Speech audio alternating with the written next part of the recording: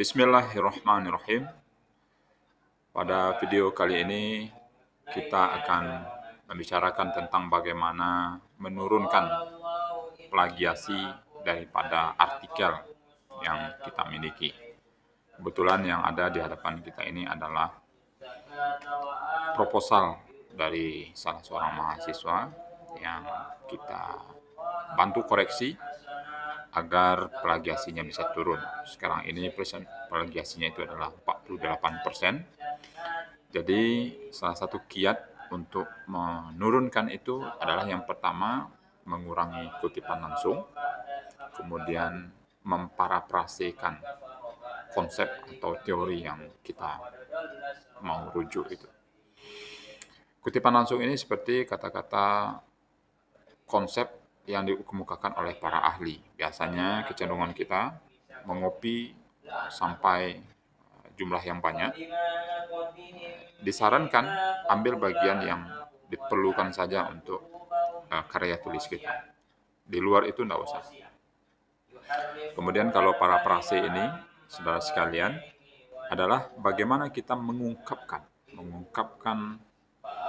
konsep yang kita baca itu dengan bahasa kita sendiri yang secara maknanya, secara konten daripada ungkapan itu masih sama dengan ungkapan asli, tapi dinyatakan dalam bahasa yang lain. Maka itu juga dapat menurunkan plagiasi. Karena plagiasi ini dideteksi dengan alat, salah satunya adalah Turnitin.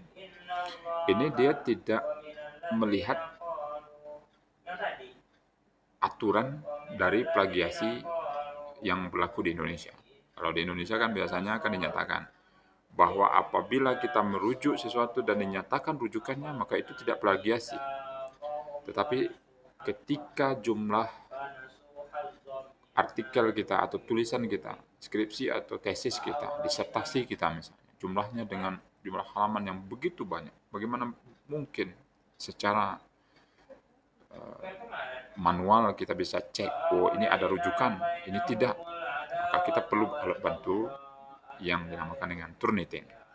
Maka Turnitin ini dia tidak melihat ada dicantumkan rujukan atau tidak. Yang penting semua yang mirip itu semua dideteksi sebagai plagiasi.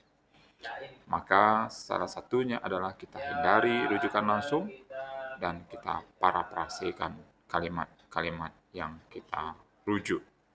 Baik, saudara sekalian, pada kesempatan ini ingin saya share yang pertama tentang berapa persen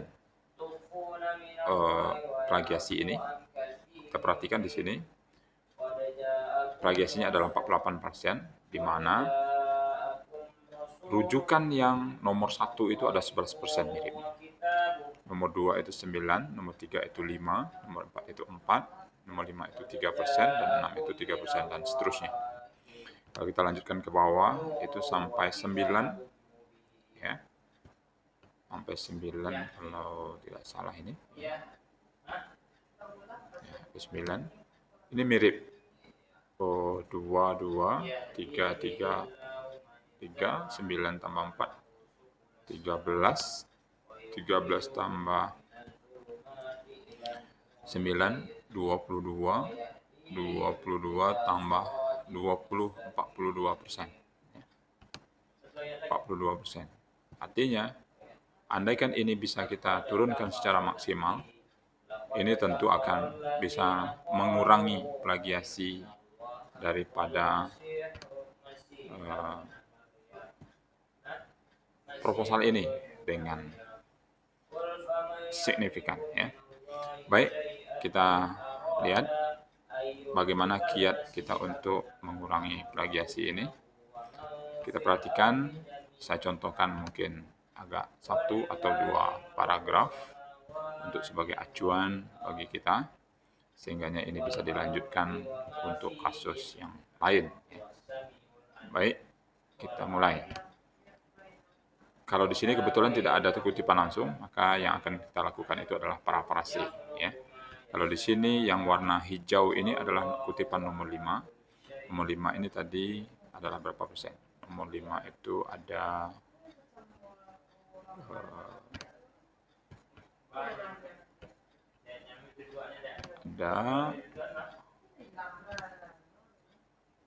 nomor 5 itu ada 3% ya. 3%, maka kita coba lihat. Coba lihat bagaimana cara menurunkannya. Walaupun hanya 3%, tapi ini cukup signifikan juga. Karena di dalam karya ilmiah itu kita tidak dianjurkan miripnya itu sampai kalimat itu bersambung-sambung sekian banyak kalimat ya. Tapi yang dibolehkan itu adalah terputus-putus, artinya tidak semuanya ditandai dengan blok seperti ini ya. Yang pertama kita lihat, ini kalimat aslinya di Word. Dalam era globalisasi sangat dibutuhkan sampai paragraf terakhir, yaitu tentang proses belajar. Ini intinya adalah bagaimana penulis mencoba untuk mengkaitkan antara kualitas SDM manusia dengan kemajuan suatu bangsa, kemudian SDM itu dibina melalui pendidikan, kemudian juga menerangkan tentang pemanfaatan teknologi, termasuk juga kaitannya dengan COVID-19 ya. Tetapi ini pada umumnya sepertinya ya banyak kemiripan dengan tulisan yang lain. Maka ini dapat kita ganti. Ya, bisa saja ininya dihapus ya. Sumber daya manusianya itu langsung sumber daya manusia dengan kemampuan, ini kan yang berkualitas tinggi ini kita ganti dengan kemampuan yang mumpuni ya, mumpuni dalam berbagai bidang. Sangat diperlukan. Itu kan sudah berbeda dengan kalimat awalnya. Diperlukan oleh suatu bangsa. Apalagi kira-kira oleh satu bangsa agar bisa bersaing ya. Agar bisa bersaing dengan negara lain. Titik.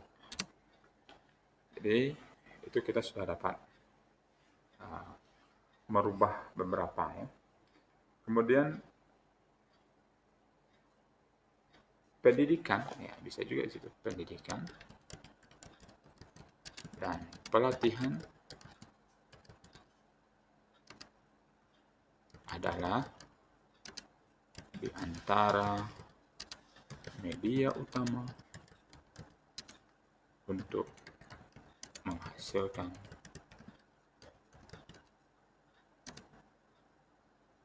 di sini dikasih singkatan SDM. Maka selanjutnya kita gunakan SDM, menghasilkan SDM. Pendidikan dan pelatihan adalah di antara media utama untuk menghasilkan SDM yang berkualitas tersebut. Jadi kita ganti, pastinya sudah tidak akan sama lagi. Oke, ditambah lagi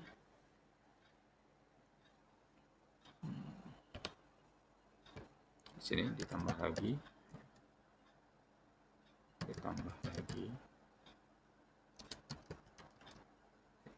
apa? Ditambah lagi pengetahuan tentang teknologi informasi ya. Pengetahuan tentang teknologi informasi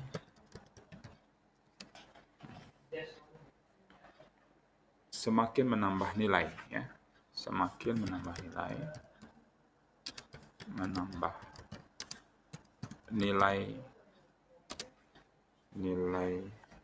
kompetensi yang dimiliki. Kompetensi yang dimiliki. Titik. Kemudian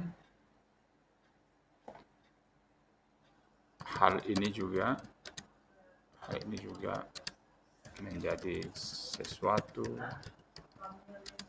yang semestinya dilakukan karena suasana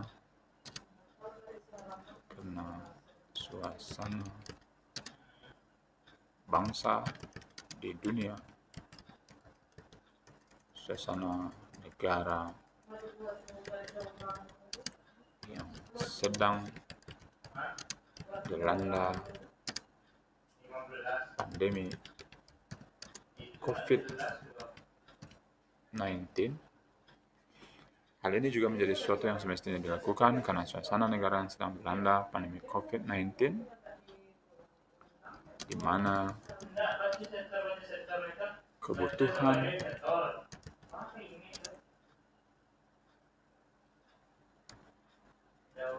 teknologi informasi,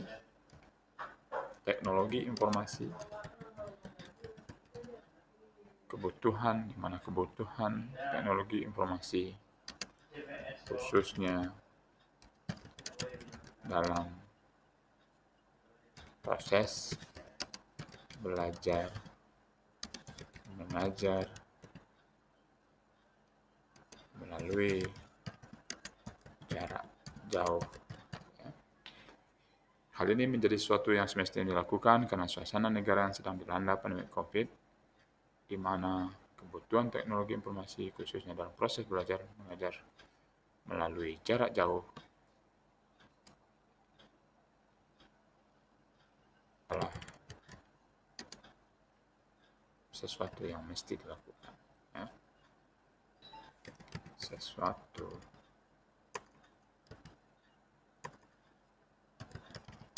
yang mesti dilakukan. Ya, ini saudara sekalian, ini adalah kreasi kita masing-masing. Yang saya tulis ini tentu bukan adalah bahasa baku yang semestinya ini, tapi setidaknya kita bisa merubah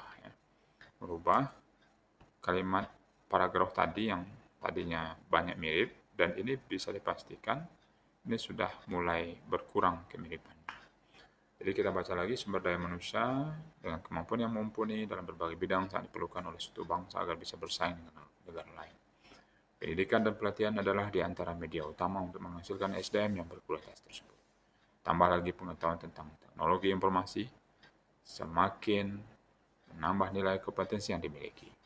Hal ini juga menjadi sesuatu yang semestinya dilakukan karena suasana negara yang sedang dilanda pandemi COVID, di mana kebutuhan teknologi informasi, khususnya dalam proses belajar mengajar melalui jarak jauh, adalah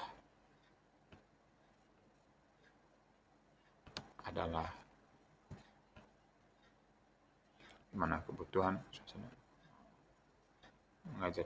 Berarti di sini cukup titik. Ya. Titik. Iya. Jadi demikian saudara sekalian yang dapat saya berikan contoh pada ketika ini, dan untuk kalimat selanjutnya tentu bisa berpandukan dengan contoh yang saya berikan dalam satu paragraf ini. Mudah-mudahan ke depan tentu kemampuan kita untuk bisa memparafrasekan rujukan atau bacaan kita yang kita dapat dari sumber-sumber lain sehingga terhasil sebuah karya yang berbeda dalam penyampaian, sehingga terhindar dari plagiasi yang tinggi. Kalau hal ini sudah mampu kita lakukan, maka kepuasan kita akan karya yang kita buat menjadi sesuatu yang bisa membuat kita bangga. Demikian, Assalamualaikum warahmatullahi wabarakatuh.